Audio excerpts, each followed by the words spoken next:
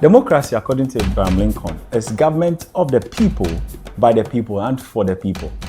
Let me borrow the words of Professor Jechi, and he describes democracy as a system or a group of people who have designed for themselves a system of governance and have been prepared to protect this system of governance. Globally, across the world, we have different types of democratic systems that various governments practice.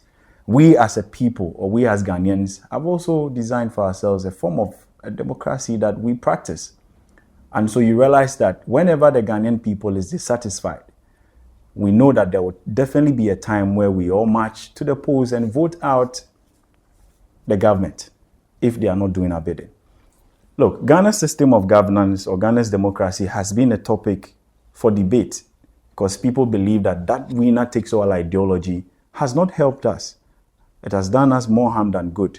There's also another fraternity that believes that democracy is helping us because then it gives us the opportunity to express our dissatisfaction. Kebi mamin kebi. Because we know that when we get there, definitely, if you don't do well when you're in office, we'll vote you out. This is the national agenda, your go-to political show where we discuss all the pressing national issues. And please be rest assured that today, my guest inside the studio would help me discuss democracy. I mean, we look at Ghana and democracy, and we look at the ideology behind the kind of democracy we practice. The winner takes all ideology. Has it done us more harm than good? So let me go straight to my guest in the studio. I have in the studios with me Ali Shamsu, who is a youth advocate or an activist, and thank you so much for coming. We appreciate your presence here in the studio. Awesome. Also with him is Stallon ni Okine, and it will interest you to know that Stallon is a former National Union of Ghana Student Secretary for Education. And you know, when those people are in the building, definitely, almost all the time, they are in to educate us. Gentlemen, you're welcome. Thank you. This is the national agenda. Over here, we call a spade a spade. We hit the nail right, the hammer right on top of the nail. We leave no stone unturned. So our viewers expect that we do justice to the issue at hand. Sure. Let me just come straight to you, Stallon. Yeah. We are discussing Ghana's democracy. What are your initial thoughts on this issue? I think Ghana have done well with our democracy, even though there is some loopholes that we all have been talking against or criticizing. But then I think so far so good. Democracy has really shaped the country, and it has really benefited us, but there is more room for improvement. All right, I'll come back to you. Let me take your initial thoughts, Ali. What is your initial thoughts on democracy? I mean, the one we are practicing here as a people. I think when you look at the system of government we are practicing as a country, it is Ghana, democracy. So we've started a multi-party democracy in 1992 when John Rawlings moved from the military government to the democracy. So from 1992 to today, when we are to bisect the benefits and then the disadvantages that Ghana has gotten through democracy or by the adoption of democracy, I think we've benefited much or benefited more. You don't mean democracy. It. So in terms of thinking that we've benefited so much from the kind of democracy we practice, what are these benefits you're talking about? So I think political stability. For over 3 decades now, there've not been any military junta or coup d'etat. So when you take from 1966, when we had our first coup d'etat, to 1992, it's also 32 years. Yeah. We had about 5 coup d'etat, which led to several bloodsheds. From 92 to date, it's also 33 years. But we've never had any democracy. Sorry, I had to interject. But yes, sir. You can't also take it away from us that even though we are practicing some sort of a democracy, we still have pockets of live, shedding of blood and all that anytime elections come up. You are right. So that one is on regional and constituency basis. But when you check the coup d'etat, when there is coup d'etat, it affects almost all parts of the country. You get it? So the 1996 coup d'etat started in Accra, and then it spread through in Sawom and then Kumasi, and then other parts of the country. But when you take the disadvantage we've gotten through our elections from 92 to date, it can be compared, or it outweighs the negative effect of the coup d'etats outweighs the general election, although there are some loopholes or there are some disadvantages or problems. Yeah. All right. So let me come back to you. You know, people believe that the kind of democracy we practice right now promotes accountability. And it is also assumed that once you know that your time will be up, you definitely have to do what is expected of you. Do you agree with these people that believe that the system of governance we practice in our democracy really outlines or brings to bear accountability? Well, let me first take it up from the main topic as to whether democracy has benefited us or has caused more harm. As a social scientist, and where I'm coming from, it will be a disservice for me to say that democracy has not done the country good. Okay. It has really benefited us, as my brother was saying. Okay. If you look at where we have come from, like the history of Ghana, and you look at today, comparing it to election tensions that we used to experience, a country from coup d'etat, all of a sudden, the country is so harmonized. Yeah. When there is elections, huge tensions and all those things, but the moment we get to the ballot after casting, everything becomes cool. All because you don't mean it, because I have witnessed several elections. I have followed elections where even the build up to the election alone is so violent such that we are unable to witness. A lot of people are now scared to vote because. Let me land. Okay. I think there is no system that is perfect. We don't have 100%. So you agree that the system we are practicing, the democracy we are practicing, is not perfect? Yes, but then it is not perfect. So it's not perfect for a reason. I'll come to the reason. All right. But then I am trying to establish the fact that if we look at what democracy has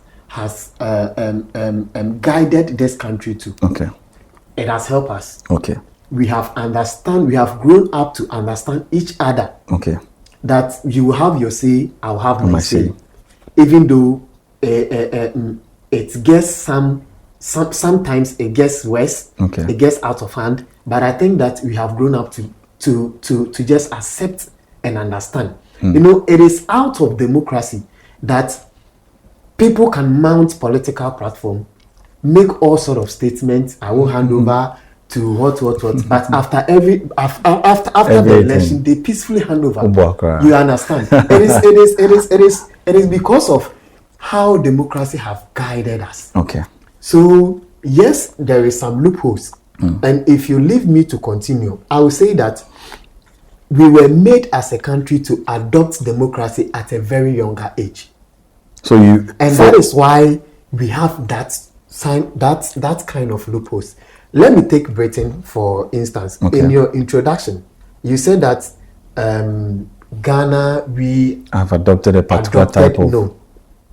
Democracy per history was bequeathed to us by the British.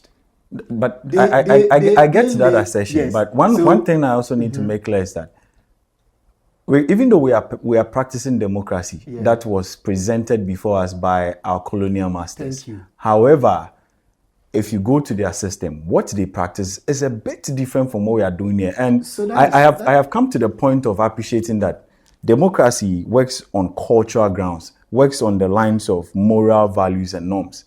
Because, see, you go elsewhere, they're also practicing a system of democracy, but they don't uphold some of the things we do. So that is where I'm coming to. We gained independence in 1957. Okay. Just somehow 30-something years, in 1992, we were made to adopt democracy. We were made. So it means that we were actually guided to adopt democracy. But then those who guided us, if you look at the historical backgrounds of Britain was fully established in 1801. But then they fully adopted democracy in 1965. Okay. Almost 162 years. Yeah, that's very You true. understand? They went through the process. But we, at the other side, just barely 32 years, we were guided to adopt democracy. Guided by who? Guided by the British. You But understand? I appreciate it. So I want to learn. Okay, go ahead. So the loopholes that we are seeing today can only subscribe to the fact that we did not really understand what we were getting into, or we did not really understand what we were guided to adopt.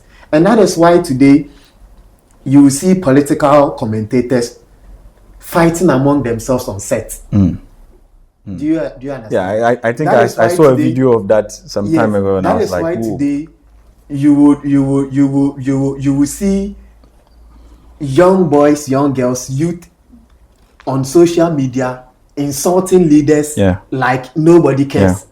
It's because we felt that, okay, democracy is kebi mamin kebi. Say some, let me also say. So we can do anything that we want. And that is the loopholes that we are looking at. So democracy has really helped us, but the loopholes we are facing now is because we were not made to go through the process. To understand democracy well before adopting. All right, I appreciate that. Thank you for that assertion. Let me come back to you, Ali. Yes, sir. Look, people believe that democracy promotes competition, right? I'm sure that is on the backdrop of democracy that, like you mentioned earlier, we have a multi-party system. We've seen different parties sprout out, compete, they die off. I am of the view that the kind of competition our system of democracy or our system of governance is promoting only allows the two main parties to thrive. Are you also of that assertion, or you think otherwise? I think otherwise. What makes you say so?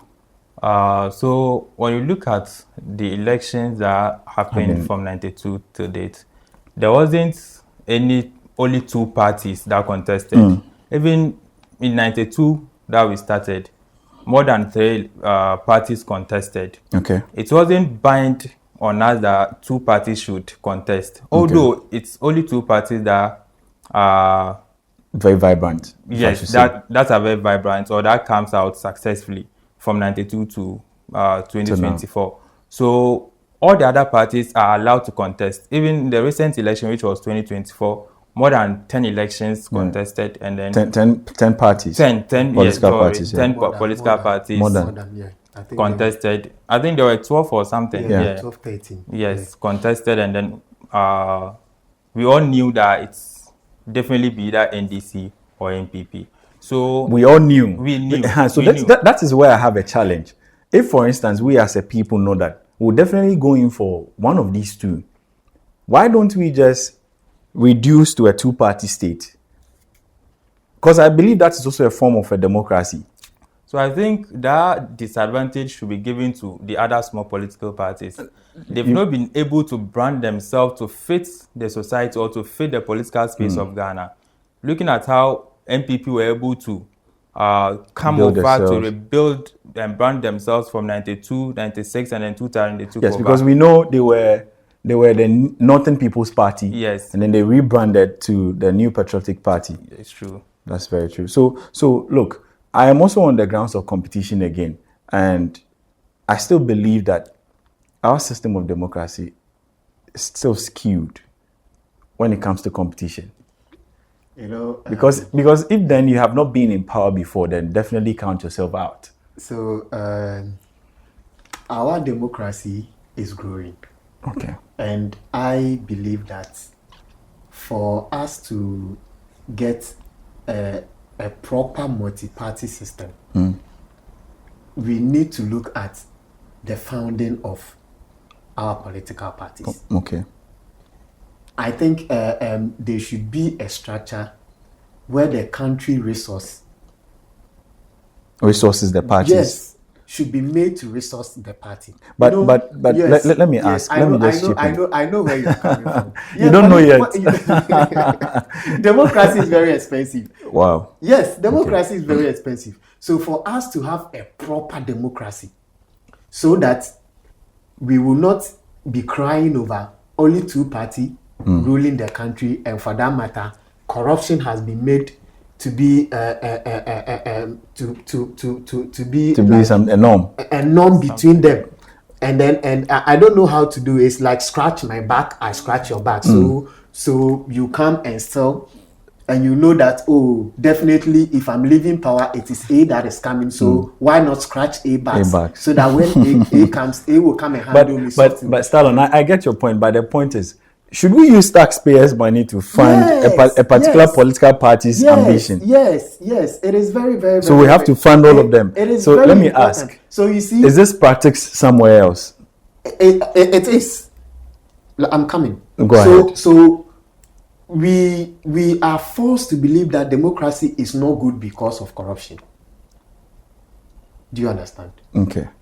But that's why we have systems in place to. The system is not working, all because when a political party tries to use those kind of systems. The party will either collapse, and you know it. But then, if political parties are well established, right, with the country's finances, or not even people, not even necessarily the country's finances, but then a universal way of founding political parties should be established in the country. Okay. Do you understand? And that can do the magic for us. Thank you. That can do the magic. We put all of them on equal grounds to compete. To create but that you know by the little education, it will go a very long way to solve corruption in this country. Okay, that's fine. I appreciate that. Based on what you're saying, Ali, I'm coming to you. For my little education I've had, I wouldn't even say little. I know that politics is about mobilizing people for a particular interest. So a party's ability to mobilize determines their willpower when it comes to moving the numbers. You understand? So just like he's saying that we should use taxpayers' money and all that to fund exactly. There are people who would come up and say, no, that political party should be able to mobilize people with their own resources. Yes, there would definitely be grounds that would bring up issues of Omar Boka, they've used all their money, and so when they come into office, they will spend all our money. That will be there.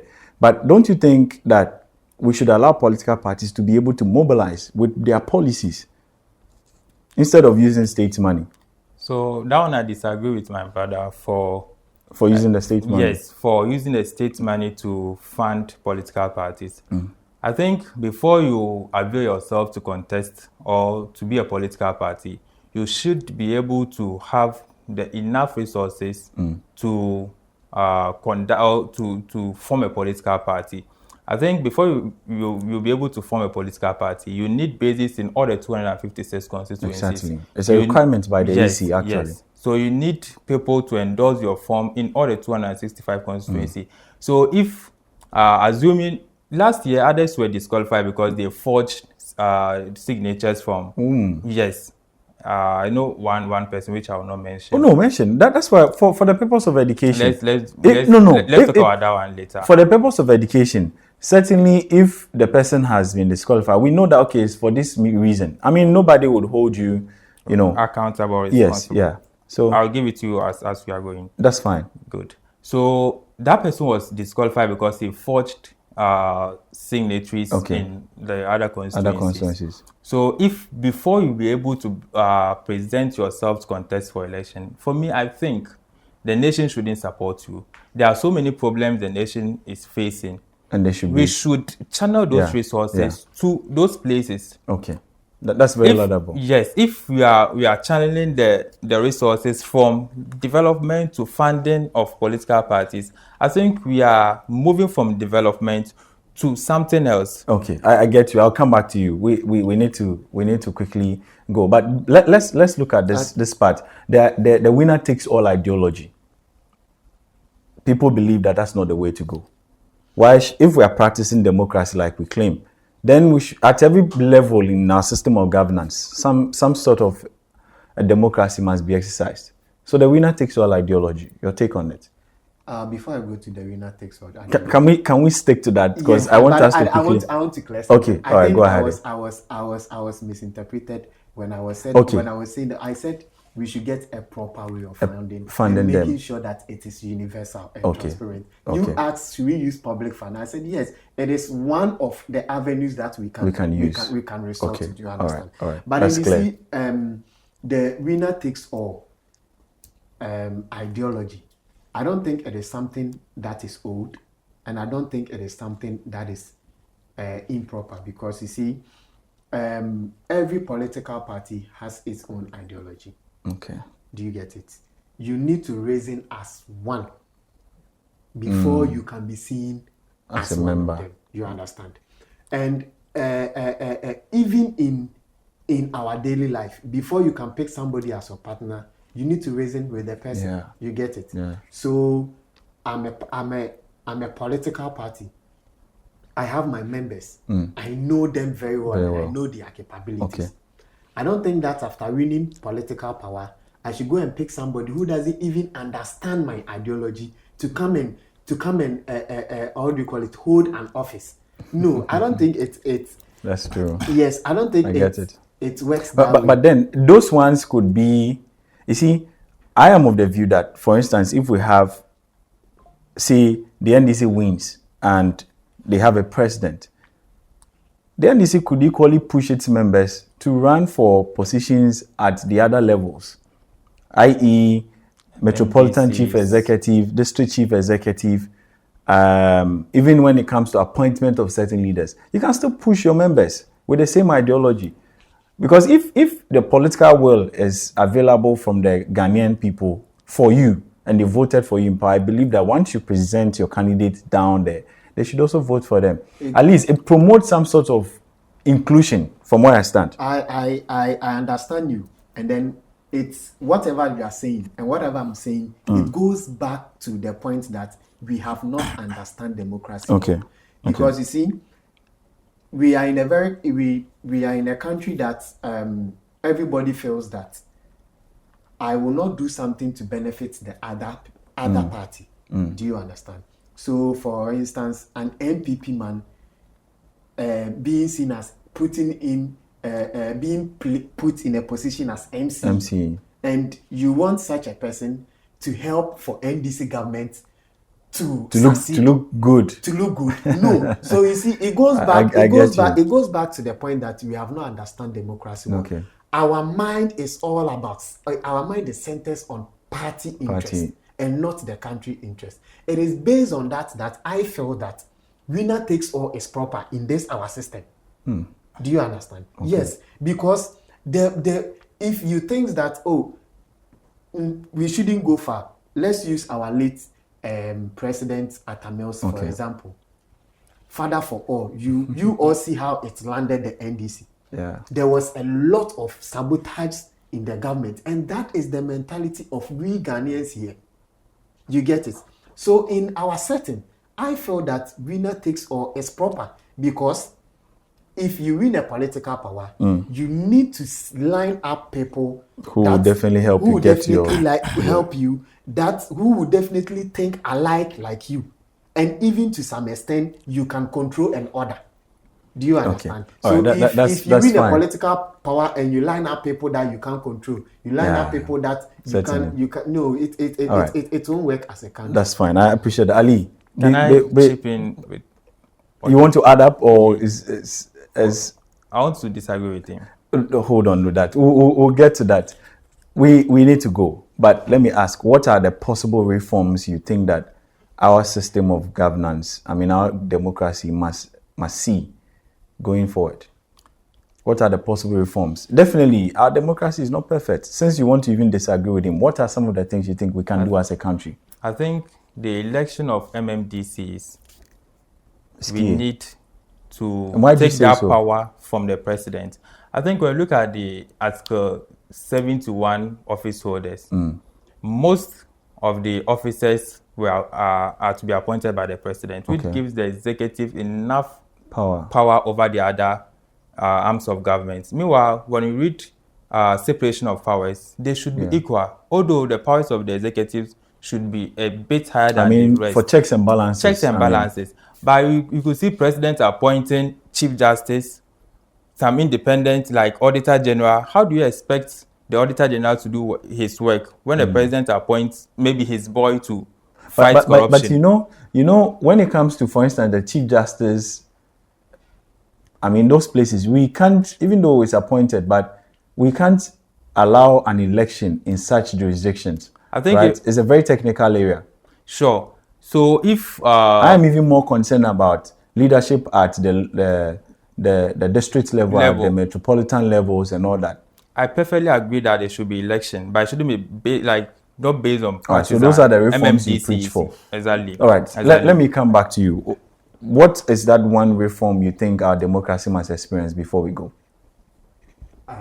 That's one reform that our democracy must experience is I want to believe that if nothing at all, the president should be made to stand alone from parliament, as in executive should stand alone from legislature. But that's the case. Because that is what is there that we're practicing. That is not the case. What makes you say so? When we talk about executive arm of government, all ministers form part of the executive arms of government. But these ministers are also parliamentarians. 70% of these ministers should come from parliament. So where lies the difference? You get that? Good. So then you support the fact that the winner takes all ideology may not be the best, because if we are supposed to allow the executive to function on its own and allow the legislators to also do their jobs by enacting laws, which is their paramount goal, the reason why we vote for them, then definitely that's part of the law that allows the president, the executive, to appoint some people from the legislature to be ministers of state should be taken out. But the legislators are not only the total number of a political party. It is not. Okay, so you believe that we should, yes. It should be. So aside the legislatures, the president should look elsewhere within the party, or the people that he think they can reason with him, and appoint them elsewhere. Then it means that we must enact laws. Yes, so that the legislatures can sit in the parliament and really check the executives. Do you understand? Yeah. But then taking a little bit of what my brother said, or what my brother wanted. You still want to take us there? what my brother? You see, let's call a spade a spade. Okay. What is the reason for we having an MC or MMDCs in our various constituencies or in our various districts? They are to represent the president. Okay. Is that also? Okay. So how then do somebody elect a different body will elect somebody who is coming to represent you? Does it work that way? Ali, does it work that way? Yeah. So I totally disagree that our MMDC should be elected unless that purpose of the MMDC being a representative of the president is being changed. But is representation the only function of the MMDCs? No. So when we look at the other functions, it defeats that argument. So I am saying that unless it should be changed that an MMDC is representing the president in the district level. Do you understand? Until then, I don't see the reason why we should elect MMDCs. They should remain appointed, because you see, even if you even if you elect MMDCs, it also defiles the principle of how do you call it, decentralization. How? Because listen, hold on. That's the best way. Because that's the best way. Because if we allow them to be elected, what happens is that these people also knowing that if I don't perform, I'll be voted out. Yes. Okay. Now the same as if they don't perform, they can be sacked. On that grounds of getting sacked, then it's a bit skewed, because once you're all, there's this saying that birds of a feather flock together, you know. So if the person knows that I came on a different ticket, and one, I'm expected to perform well in the eyes of the president, and then again, in the eyes of my people in my community. They are better positioned to deliver as compared to what they would do if, for instance, was their government. That's what we are seeing in the country right now. You understand? See, some of them, What then? Sorry. Please let me chip in for a minute. Okay, go ahead. The reason why most of them don't perform in their districts or municipalities is that they know it's the president that appoints. So they are directly responsible and accountable to the president. So they do what the president says. They do what the president says. Sometimes you go to a constituency, what they need is maybe a potable water, but their campaign was based on, we'll build a 3-unit classroom block for you. So that's what they want to do. That's what they want. Meanwhile, that's not what the actual people want. Okay. If we allow the people to vote for the MMDC, I think the MMDCs will be responsible and accountable directly to the people. Okay. So they know they will do the interest of the people, not interest of a political party. That's far from the people. That is clear. So Stallon, I am coming. So perfect. Yes, I am coming to you. Perfect theoretically. Now, that's fine. Do you understand? We are leaving. Okay. But your final words in a couple of seconds. Your final words on this matter. My final words on this matter is that democracy is good, but then we need to understand it well. Okay. We need to give the proper education of democracy to our people. Certainly. You understand? Yes. So that we will benefit the good side of democracy. Okay. Of course, it comes with bad side. But if our people understand democracy, I don't think that someone would demand money before voting for a person. Okay. Do you understand? That is the point where we defile democracy and corruption sets in and all sort of money sets in, and we feel that democracy is failing us. That's fine. But it is really helping us. That's right. Thank you so much, Stallon. Ali, your final words in a couple of seconds. So I think this is a form of advice to the youth. Although we are practicing democracy, which is Kabi, that you said earlier, we shouldn't use that advantage to write unnecessary things against our leaders on social media. You will see someone coming out insulting the president. I think we've grown in democracy for 33 good years. I think we should understand that democracy is not just to say negative things about a political party that you are not supporting. You will see a very young guy or lady on social media insulting the first gentleman of the land. I think it's outmoded. Okay. We should grow as the democracy is growing. And then my last word, MMDCs should be elected. All right. I think that we have to come back to it. We'll definitely come back to that. Thank you so much, gentlemen, for this very wonderful and marvelous discussion. Viewers, we have heard from my guest in the studio today. It's been very insightful, very impactful. If you're out there and you believe that our system of governance or our system of democracy we practice as a people is not the best, please, let's get interactive in our social media, on our social media handles.